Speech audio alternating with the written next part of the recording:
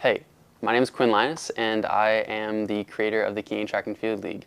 As many of you guys know me, I love the sport. I love the sport in Canada, trying to help it grow as much as possible, and this is why I'm starting a podcast in order to go and do a deep dive analysis of all things track and field in this awesome country.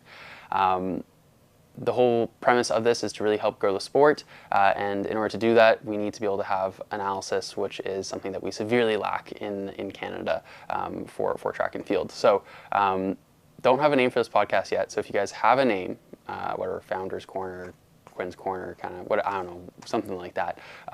If you guys want to drop that in the comments, that would be awesome and much appreciated. But today we are going to kind of talk about the Montreal prelim, which just happened on May 18th in Montreal. It was the Saint-Laurent soirée numéro 1. It was awesome. There was about 17 athletes that showed up, a lot of them bears, so that's going to be a lot of the talk today is the bears and how they went from 4th to 2nd place, and kind of how they did that. So we're going to talk about the highlights, starting off with actually the Spitfires athlete, Donna Tombu. She ran a 11.36, a wind legal 11.36 at her prelim.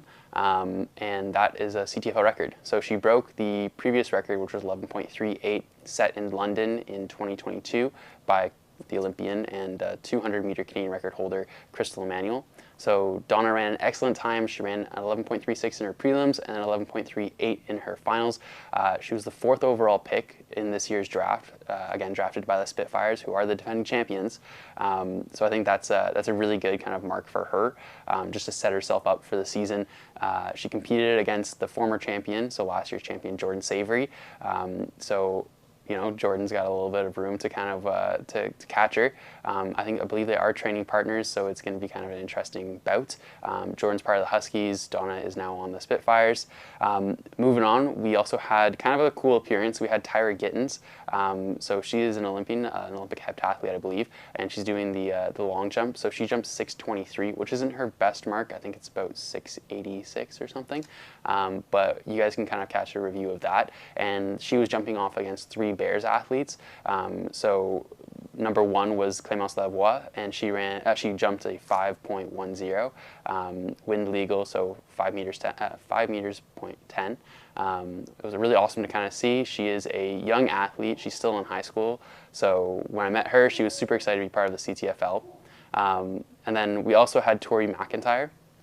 So Tori is a returning athlete in the CTFL. She's on the Arctics. She ran a 24.76, which is, I know she's going to try and want to improve this, but it was a really good mark, especially for her first race. You know, I think in an Arctics uniform, potentially, she's been injured the last couple of years. So it was awesome to see that. And then that really shook up the standings. So the Huskies are far and away so far the best team right now this year, and that's probably because of the utility athlete spots that they just hold. A lot of their utility athletes have raced, so it's heavily increased kind of like the level of points that they've already gotten. And then we have the 3 other teams, and the Bears bringing, I think, about 10 athletes.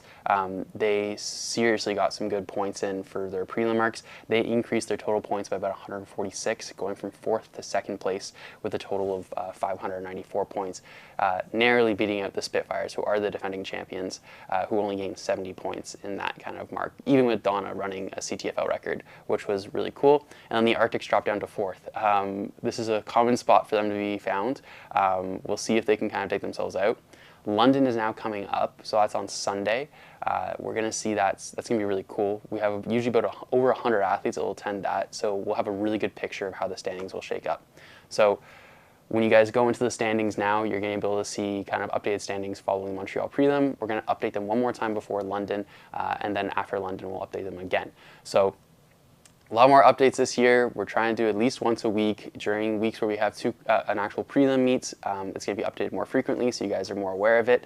And yeah, we're going to do some pretty cool things this year. So looking forward to everything that's happening. And stay tuned. Let me know what the name of this podcast should be, and we'll go from there. So thank you guys very much for tuning in, and have a good day.